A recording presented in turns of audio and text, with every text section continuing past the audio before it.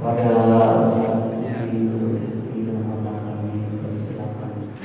Allahumma shalli ala sayyidina Muhammad. Bismillahirrahmanirrahim.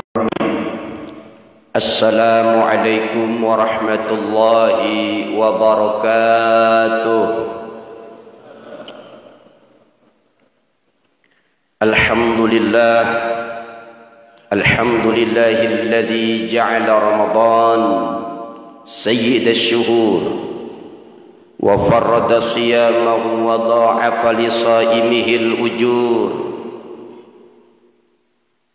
Allahumma salli wa sallim wa barik ala sayyidina Muhammad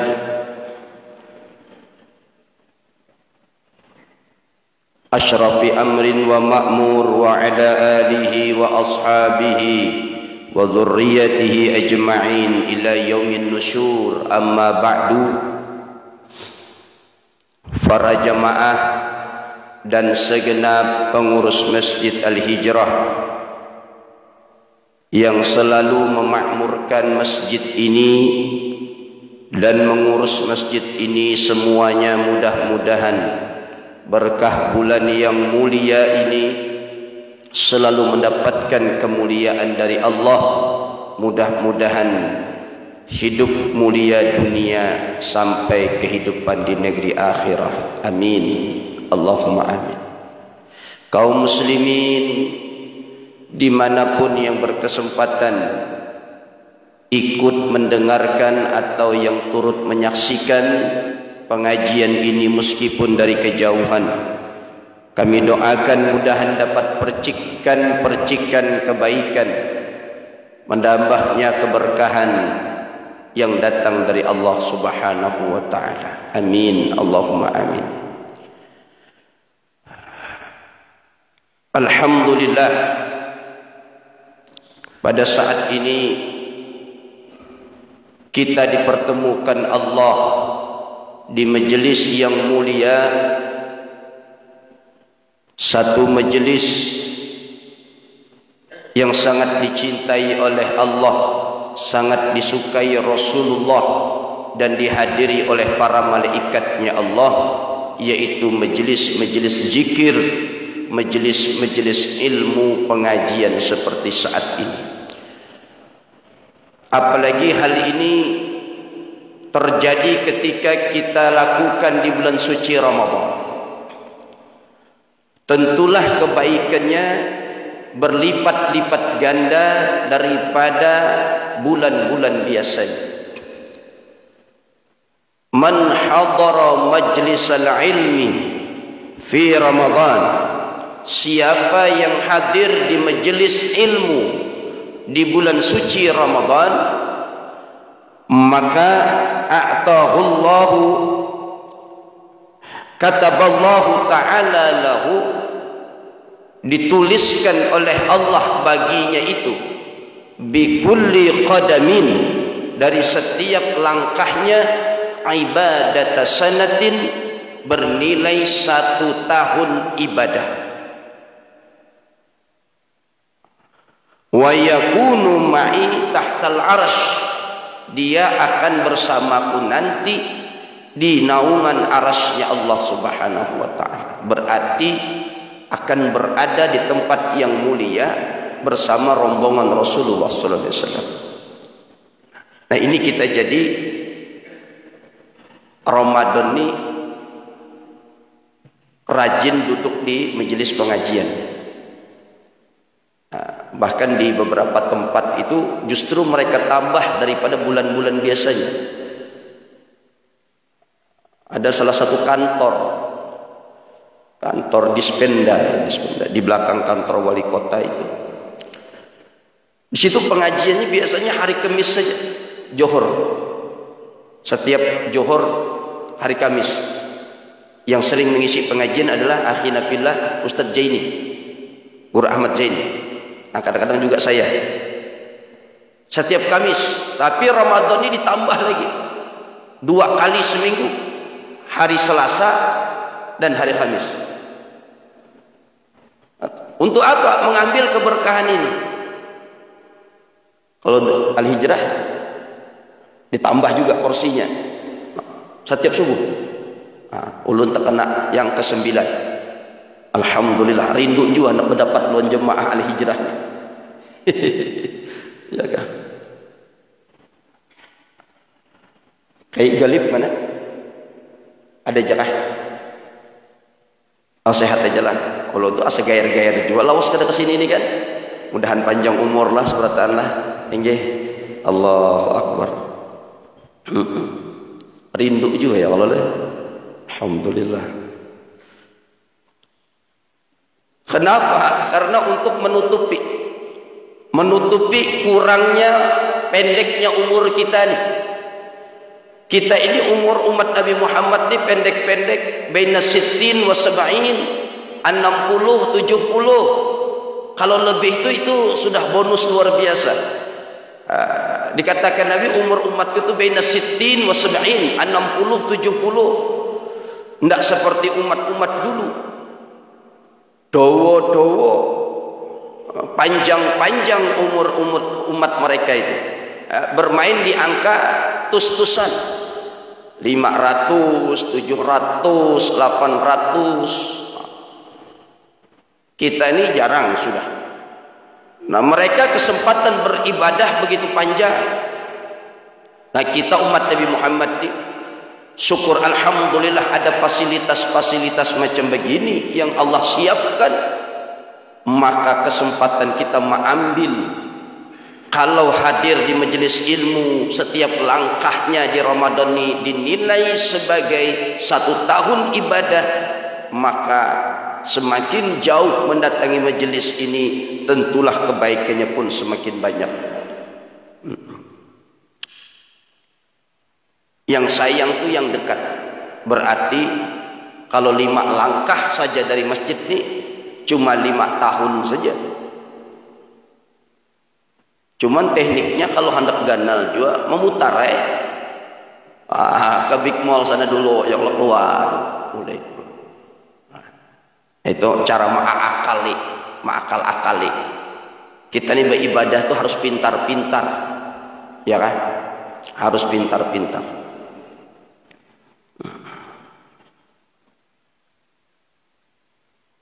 Kayak apa orang yang melaksanakan ibadah haji dan umrah itu besar biayanya. Besar biayanya. Haji reguler saja berapa Pak Sultan? Haji biasa sekitar 50-an lah yang biasa. 60-an lah yang haji reguler. Haji plus itu pun masih antri. Berapa tahun haji plus nih? Antrinya 10 tahunan. Haji di atas itu lagi ada 5 tahun, biayanya juga berapa ratus juta. Ada haji yang langsung berangkat 300 jutaan. Duitnya banyak, biayanya besar. Nah, umrah juga. Tapi ada kebaikan yang bisa kita ambil.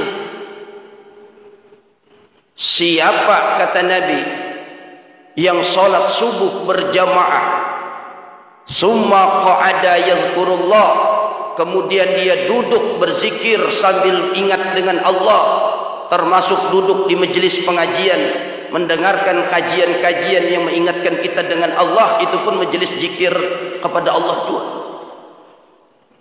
Hatta tatlu asyamsu, sampai terbit matahari. Summa shalla rakaatain, kemudian dia salat 2 rakaat. Artinya setelah isyraq, salat isyraq ujar kita. Kada bulik tuh. Ya kalau apa?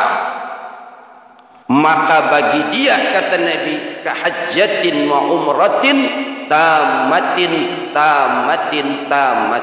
Seperti dia mendapatkan pahala haji dan umrah yang sempurna, yang sempurna, yang sempurna.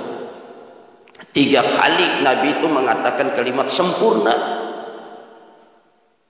Berarti Amun duitnya kadeda hendak berhaji wa umrah, waktunya rasa-rasanya umur nih kalau antri 20 tahun nih hidup dua kali lagi.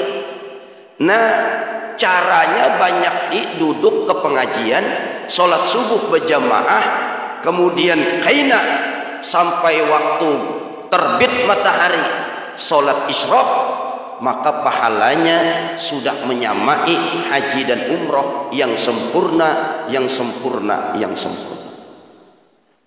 Beda kalau haji dan umrah berangkat dengan uang yang besar, biaya yang tidak sedikit tadi, bisa jadi pian tidak sempurna hajinya, bisa jadi pahala umrohnya dia tidak dapat. Kenapa? Kalau selama haji dan umroh itu tidak memperhatikan larangan-larangan haji umroh, tidak memperhatikan rukun dan syaratnya, bisa jadi hajinya kada sah, hajinya tidak sempurna. Tetapi orang duduk di majelis pengajian, habis sholat subuh, kemudian sholat 2 rakaat isyraq, pahalanya sudah dipastikan menempati orang berhaji dan umrah yang sempurna, yang sempurna, yang sempurna. 3 kali Nabi mengungkapkan kalimat sempurna ini.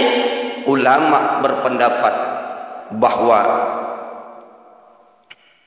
Nabi ingin menguatkan perkataannya. Betapa orang yang sholat subuh berjamaah tadi, yang duduk di pengajian tadi, yang sholat 2 rakaat setelah isyraq tadi, waktu isyraq, maka Nabi ingin menguatkan, meyakinkan, sampai-sampai 3 kali Nabi ulang sempurna, sempurna, sempurna. Ada lagi yang mengatakan, Nabi mengatakan 3 kali kalimat haji dan umrah yang sempurna, yang sempurna, yang sempurna, itu seperti orang berhaji dan umrah yang 3 kali berhaji dan umrah yang sempurna. Nah, pada intinya itulah teknik etam untuk mengambil kebaikan-kebaikan yang disiapkan oleh Allah. Jadi berpintar-pintar di teknik-teknik ibadah tuh. Ya, ada dapat yang ini duitnya kada dajar. Jangankah hendak 300 juta, yang puluhan juta aja kada ada duitnya. Kayak apa supaya dapat pahala yang macam begini? Cari yang lain yang seimbang amal ibadahnya. Ya kayak ini. Nah, cuman habis bulik dari sini, jangan salah paham. Setelah mendengar dalil ini lalu mencari orang yang tukang olah papan nama, digantinya papan nama di muka rumahnya Haji Dulah. Haji Dulah. Ujar kawan pabila pian bah Haji Dul. Rasa kada pernah selamatan kita di kampung sini. Kapan kamu bah haji bah umrah? Ada Ustadz Gusti ceramah. Apabila orang duduk di pengajian habis salat subuh berjamaah, kemudian salat 2 rakaat waktu isyraq, maka berhaji dan berumrahlah dia.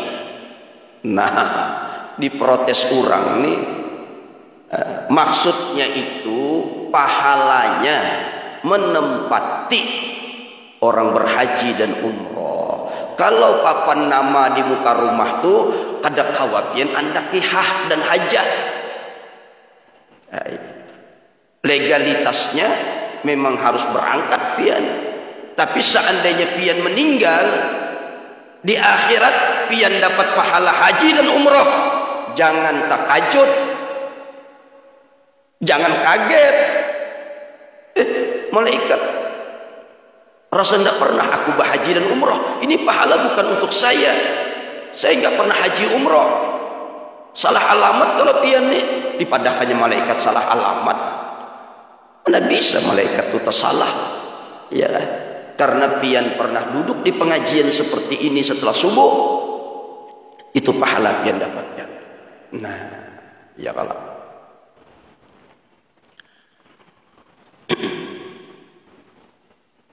kalau yang papan namanya itu tidak bisa ditambah, tidak bisa di apa-apai itu, diprotes orang. Ya, jadi Ustadz kami ada orang punya nama Umpamanya Mansur. Ditambahnya di belakangnya MSC. S2 nih kan. MSC. Jadi ujar kawan, Sur, MSC itu apabila kamu dapatnya? Kapan kuliah? Itu S2 itu MSC. Kada ujar Mansur. Mansur MSC itu artinya MSC mantan supir camar. Ternyata Mansur itu hulunya supir camar. Makanya MSC. Allahu Akbar. Nah inilah artinya beruntung kita ketika dipertemukan Allah di bulan suci Ramadan ini. Banyak kebaikan-kebaikan. Bahkan kata Abdullah bin Abbas meriwayatkan hadis Rasulullah sallallahu alaihi wasallam, "Lau ta'lamu ummati sami'tu Rasulullah sallallahu alaihi wasallam," kata Abdullah bin Abbas, aku mendengar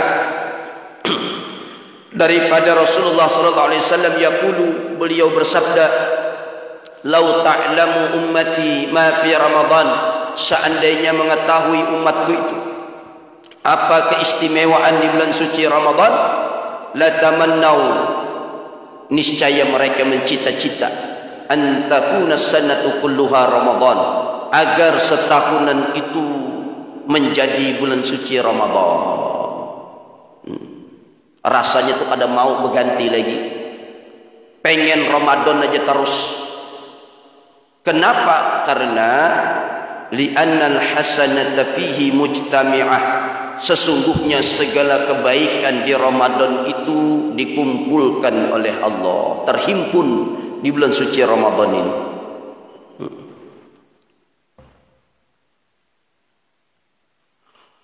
Wa ta'ah maqbulah, segala ketaatan diterima oleh Allah. Allah bermurah-murah di Ramadan ini. Obral, ujar kita, obral rahmat, kasih sayangnya, segala kebaikan dilipat gandakan. Yang dikatakan oleh Rasulullah, wa man adda faridatan fima siwa, siapa yang mengerjakan satu ibadah wajib, man adda faridatan fihi, kata Nabi, siapa yang melakukan ibadah wajib di bulan suci Ramadan, kana kaman adda sab'ina faridatan fima siwa, seperti dia melakukan 70 daripada yang wajib itu di luar bulan Ramadan. Berarti kan berlipat ganda ini. Pian salat subuh nih tadi sekali aja kalau. Ya kalau.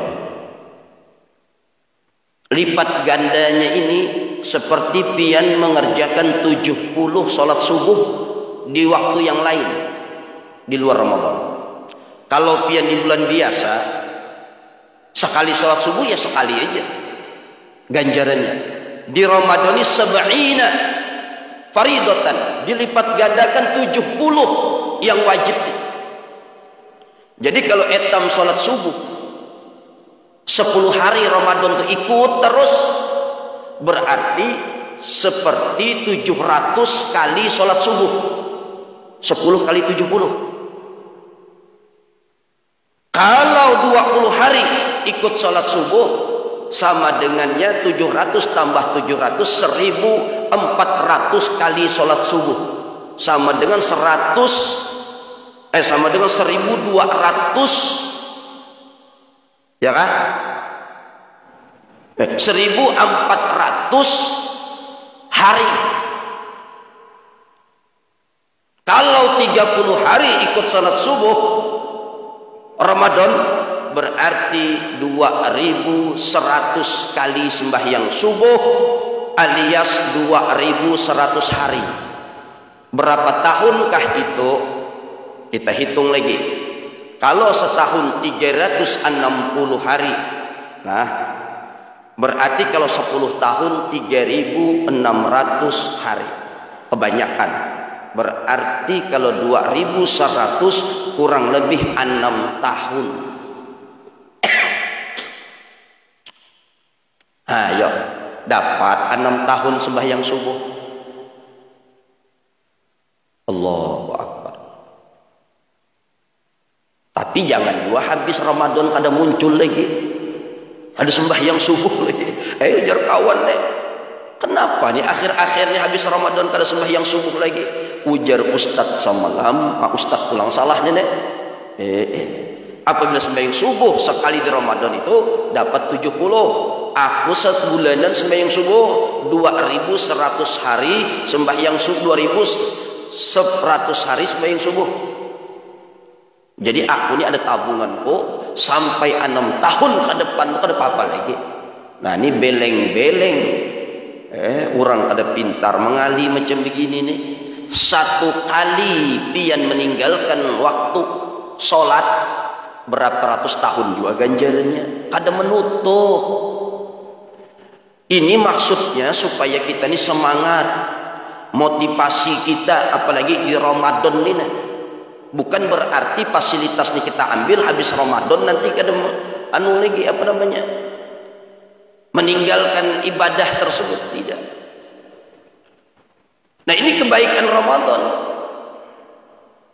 Makanya kita tuh rindu ingin berjumpa Ramadan tuh ya macam begini nih. Ya, biasanya kalau urusan kebaikan atau jenis pahala-pahala ini kurang bersemangat Pak. Tapi kalau kita kiaskan ke duit, nah kalau duit itu biasanya semangat. Duit aja lah sudah Kalau tadi itu kan bentuk pahala kebaikannya. Nah sekarang kita kiaskan ke duit supaya semangat mendengar duit nih. Ya Allah lah. Umpama aja lah UMR itu berapa gaji upah minimum regional gitu. Kau UMR kada paham jolon. Satpam tuh bergaji berapa satpam gajinya? 3 juta. Tuh UMR ini kan 3 juta ke atas. 3 juta gaji satpam. Ini yang bisik laki satpam nih. Mungkin tahu gajinya berapa? 3 juta. Ya Allah. Lalu ketika Ramadan masuk, satpam dikiau bosnya di kantor. Pam, satpam, pam. Sini pam. Kenapa bos? Gajimu berapa pam? 3 juta.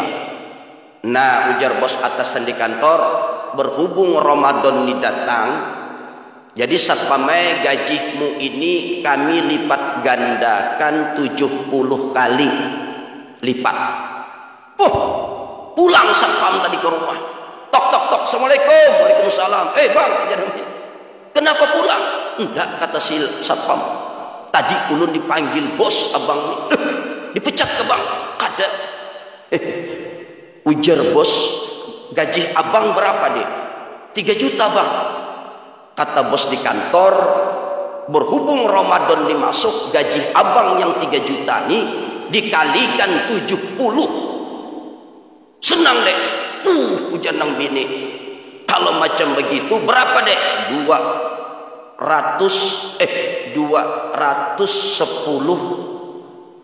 juta.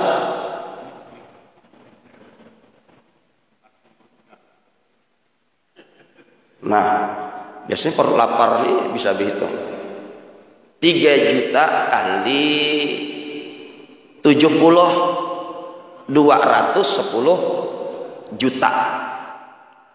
Berapa deh? 210 juta bang. Senang deh.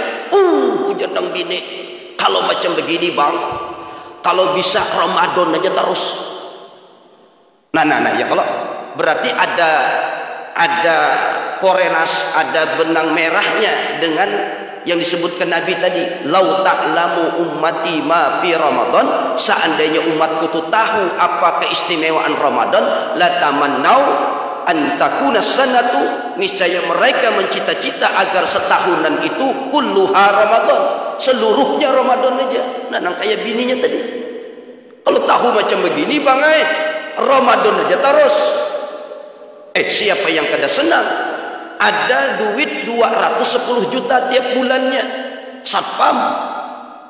Kalau macam begitu gaji satpam, ulun gini hendak ampih juga berceramah jadi satpam aja. Karena sudah tahu keistimewaannya, ya kan? Ini Ramadan ini pian sudah banyak disampaikan. Apa kebaikannya? Orang sholat tarawih malam pertama apa? Malam kedua apa? Kemudian orang yang membukakan orang puasa Apa kebaikannya? Man fattara shaiman, siapa yang membukakan orang puasa, kana lahu mislu ajrihi, maka dia mendapatkan pahala orang yang dia bukakan itu, ghaira annahu la yanqusu min ghairi shaimi syai'an, tanpa dia mengurangi sedikit pun pahala orang yang dia bukakan itu. Nah, inilah orang jadi gemar mengantar pembukaan ke masjid. Adakah di sini? Nah, itu namanya membukakan orang puasa, Bu. Pahalanya malopo, besar pahalanya, ya kan? Tapi asalkan sampai jamnya. Jangan kena berundangan ke rumah tengah hari. Ayo ke rumah aja. Kenapa? Aku nak membukakan puasa, besar pahalanya. Berdosa. Yang besar pahalanya itu kalau sudah sampai jamnya. Lalu sahabat bertanya kepada Rasulullah, ya Rasulullah, pahala yang seperti itu, kata sahabat, ya Rasulullah, kulluna, setiap kami ini, laisa kulluna yajidu ma yuftiru as-shaim. Ya Rasulullah, tidak semua kami sahabat ini yang mampu membukakan orang puasa. Kami pun susah juga, ujar sahabat. Faqala Rasulullah sallallahu alaihi wasallam, maka Rasulullah pun menjelaskan, ya'tillahu hadzal shawab, Allah akan memberikan pahala yang besar ini, man fattara shaiman, kepada orang yang membukakan orang puasa, ala madhaqqati laban au tamaratin au syarbatan min ma'in, kepada orang yang membukakan orang puasa, meskipun kata Nabi ala madhaqqati laban, meskipun hanya dengan satu hisap susu, satu sedotan susu, au tamaratin, atau satu biji kurma, ujar Nabi, au syarbatan min ma'in, atau satu teguk air putih. Kalau ada jual susu, kalau ada jual kurma, banyu putih, satu teguk saja sudah seperti itu. Maksud Nabi, kada harus juga nang membukakan orang tu banyak, nang ada hamparan tataknya, ada bingkak kentangnya, ada bingkak pisangnya, ada bingkak waluhnya, semua bingkak kecuali bingkarungan kada ada. Tidak harus begitu, walaupun kata Nabi satu hisap susu, sebiji kurma, seteguk air putih, sampai kayak itu. Yang penting membukakan orang. Tapi jangan disalah paham pulang ini. Maka itu jar sudah, tulak ke masjid, membawa susu sehisap aja, membawa kurma sebiji aja, banyu putih seteguk. Ujar panitia, gasan apa ini? Membukakan orang puasa aja. Karena hadisnya kayak itu. Nah, maksudnya kalau seteguk air saja, sehisap susu, sebiji kurma saja, sudah begitu besar mendapatkan pahala seperti orang yang dibukakannya itu. Kayak apa lagi kalau umpama banyu putih bedus-dus diantar, kurma berkilo-kilo, 10 kilo kurmanya. Ya kalau maka kurmanya manjol nih toh, nonggon-nonggon kayak ibu ceri, manjol. Ya kalau, nah. Ini 200 orang pian bukakan setiap hari, maka pian yang membukakan tuh selain pian dapat pahala puasa pian sendiri, dapat pahala sebanyak orang yang pian bukakan, dan yang dibukakan pun kada usah takutan. Ujar muka itu kita diambilnya lah pahala kita. Kita puasa seharian jer nyaman bener. Kata Nabi, ghaira annahu la yanqusu, tanpa bahwasanya dia mengurangi min ajri shaimi syai'an, dari pahala orang yang berpuasa itu sedikit jua pun. Jadi pian ojo wedi bahasa Jawanya, kada usah takutan, pahala pian tetap yang dibukakan. Nah, berarti kan ini kesempatan kita mengambil kebaikan itu dengan syarat yang membukakan ini puasa juga. Jangan ketujuh membukakan orang puasa, ingat ada puasa. Nah, aku juga sudah banyak jauh membukakan orang, pahala aku terbanyak daripada nang puasa atau kalajer. Nah, ini salah paham ngarannya. Meninggalkan kewajiban itu dosanya pun juga sangat besar. Nah, inilah Sampai hari ke-9 ini kita masih tetap semangat. Sembahyang tarawihnya belum lagi. Bahkan ketika orang sembahyang tarawih malam pertama itu kebaikannya dikatakan yakhrujul mu'min min zambihi, akan keluar orang beriman dari dosa-dosanya. Artinya dia terlepas dari dosa-dosanya, keluar dosa-dosa daripada tubuhnya. Kayaumin waladathu ummuh, sebagaimana dia baru keluar dari perut ibunya. Putih bersih dosa kita. Makanya habis Ramadan ini kita menjemput Idul Fitri dalam keadaan seperti bayi yang baru dilahirkan. Dosa terlepas dengan Allah.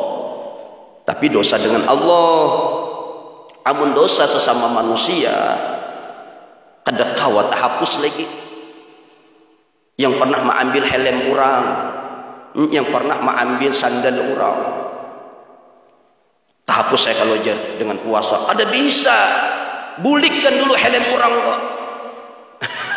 Bulikkan, kembalikan sandal orang itu dulu. Minta ampun, minta maaf dengan yang bersangkutan, baru tak hapus. Kalau dosa dengan Allah, apalagi di Ramadan ini dikatakan hal min mustaghfirin. Kata Allah di Ramadan ini, adakah yang minta ampun, beristighfar kepadaku, fa'aghfir lahu, maka aku ampuni baginya dosanya. Terhapus dosa dengan Allah. Tetapi dosa sesama manusia belum lagi. Syaratnya bertambah, harus meminta ampun maaf kepada manusia tersebut. Nah, insya Allah mudah-mudahan dosa kita diampunkan oleh Allah. Mudahan kita dapat keberkahan daripada Ramadan. Insya Allah mudah-mudahan sampai akhir Ramadan semangat ibadah amaliyah taat kita kepada Allah semakin meningkat dan diterima oleh Allah Subhanahu wa taala. Amin. Allahumma amin. Al-Fatihah. Iyyaka na'budu wa iyyaka nasta'in. Shiratal ladzina ghairil maghdubi 'alaihim waladdallin. Semenit lagi. Silakan, ada yang bertanya. Biasanya dihijrahkan begitu. Silakan. Isyraq kita lewatkan sedikit, tidak apa-apa. Bagus.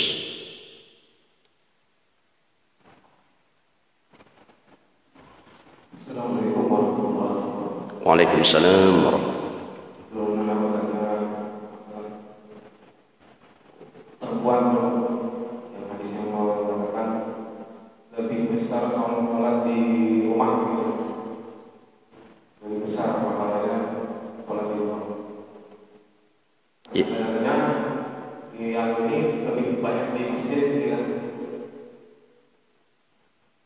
Yang kedua, masalah menggugurkan dosa.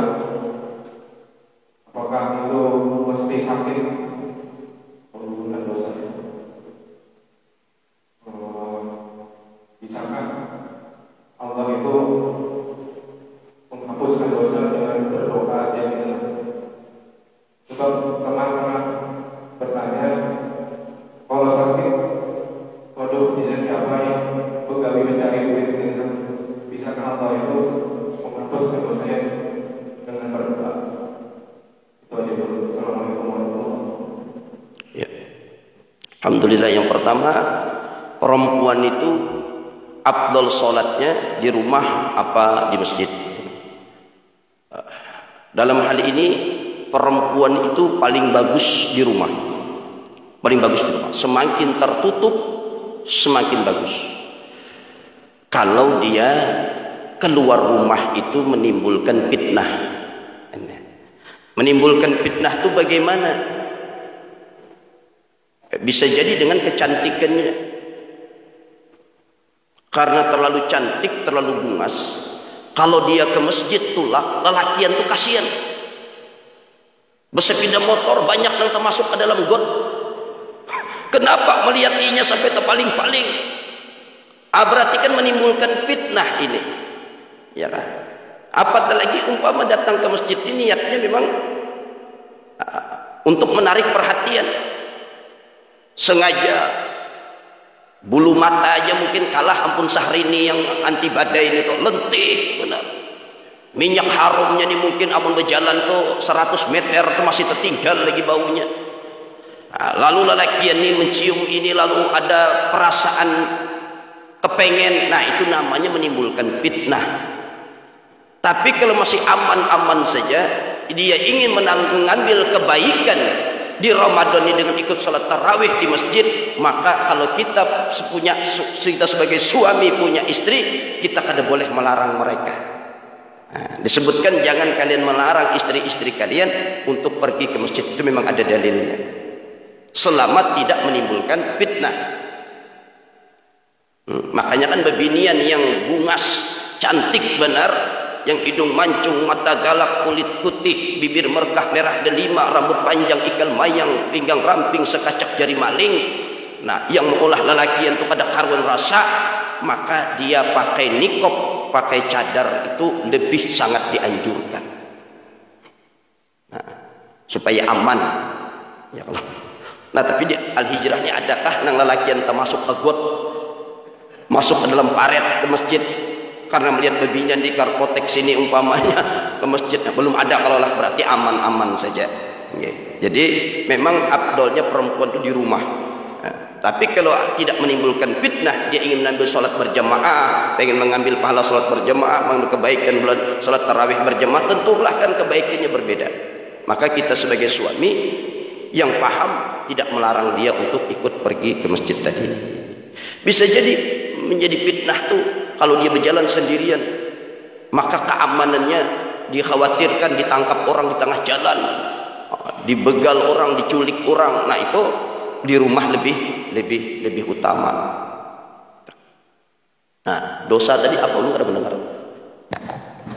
Allah apa tadi? Mulut telinga. Menggugurkan dosa itu apakah masih sakit Allah berikan dulu? Jadi kawan bertanya, bisakah Allah itu menghapus dosa itu dengan berdoa aja? Dengan berdoa. Masya Allah. Iya. Jadi dosa kita ini pertama bertaubat dengan Allah itu tentulah dengan meminta, ya kah? Lalu ada taubat itu syaratnya ruju'an ilallah. Syarat taubat itu kelihatan apabila dia kembali kepada Allah. Contoh, umpamanya dia ini senang dengan melakukan perbuatan seperti meminum khamar, ya kan? Meminum khamar, tidak pernah sholat.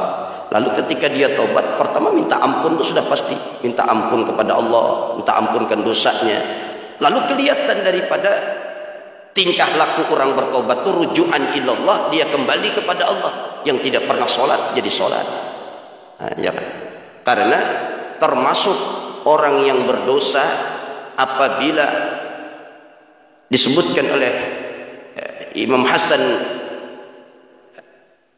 Al-Basri, kata beliau, talabul jannah, meminta sorga, bila amalin zambun minat zunub, tanpa dengan beramal itu dosa dari segalian dosa.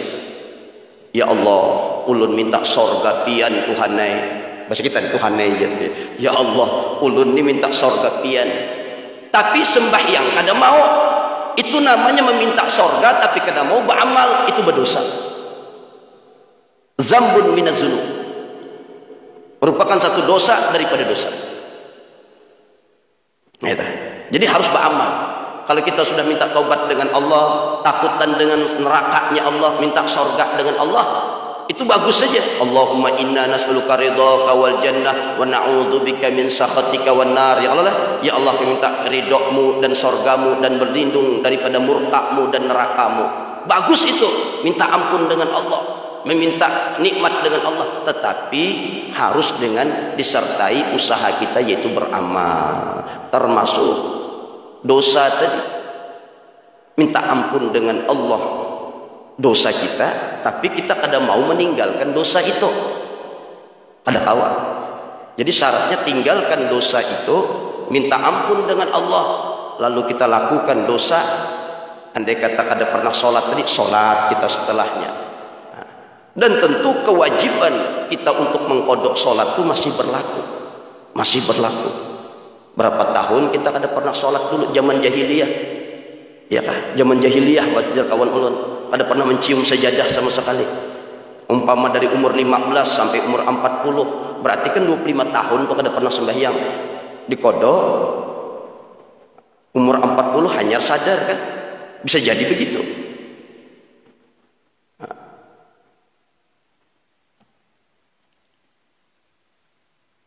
Jadi kada cukup dengan doa aja. Andai kata kewajiban kita yang kita tinggalkan dulu, kita tambal, kita kodok, kita bayar. Ya. Makanya orang murtad itu kan beda dengan orang yang kafir. Orang kafir be-Islam, selama kafirnya itu ada perlu mengkodok dia. Tapi orang yang Islam murtad, keluar dari Islam, berapa hari murtadnya? Dari pagi sampai maghrib, berarti zuhur asar itu dalam keadaan murtadnya. Lalu kena isanya beriman, berarti 3 waktu dia tinggalkan selama murtad itu wajib dia bayar, dia kodok. Atau murtadnya setahunan sholatnya, puasanya wajib dibayarnya itu. Tapi orang yang kafir tidak, terhapus dengan sendirinya. Nah, itu saja dulu lah. Wallahu a'lam bishawab. Al-Fatihah. Iyyaka na'budu wa iyyaka Amin ya Allah ya Rabbal Alamin. Bismillahirrahmanirrahim. Alhamdulillahi Rabbil Alamin. Allahumma salli wa sallim wa barik ala Sayyidina Maulana Muhammadin wa ala alihi wa ashabi ajma'in. Allahumma inna nas'aluka ridhaka wal jannah wa na'udzubika min sakhatika wan nar. Allahumma innaka afuwun karim tuhibbul afwa fa'fu 'anna bi rahmatika ya arhamar rahimin. Allahumma rabbana taqabbal minna salatana wa siyamana wa qiyamana wa ruku'ana wa sujudana wa qira'atana wa takhashu'ana wa tadarru'ana wa ta'abbudana wa tammin taqsir ya Allah ya arhamar rahimin. Sallallahu alaihi sayyidina maulana Muhammadin wa ala alihi wa sahbihi wasallam. Alhamdulillahi rabbil alamin. Taqabbalallahu minkum minna wa minkum taqabbal ya karim. Minta ampun maaf dunia dan akhirat. Assalamualaikum warahmatullahi wabarakatuh.